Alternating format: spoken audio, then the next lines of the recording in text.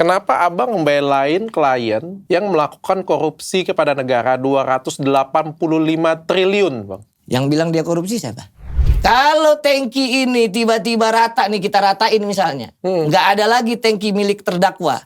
Maka negara hitungan 2023 bisa rugi biaya operasi angkutan 145 miliar per bulan. Dakwaan dongeng aja dong kalau bilang. Kenapa saya bilang dongeng? Pertanyaan Pak Dokter. Kenapa nggak ada di dakwaan nih? Sampai rugi kuadriliun katanya. Saya aja baru tahu itu ada kuadriliun. Saya kira cuma triliun yang gede. Bang, kalau gitu kenapa isu kemarin itu disampaikan ke masyarakat? Bahwa ada oplosan minyak ron berapa ditambah ron berapa menjadi Pertalite, Pertamax pada waktu itu. Kenapa itu dilontarkan ke masyarakat? Tanya jaksa.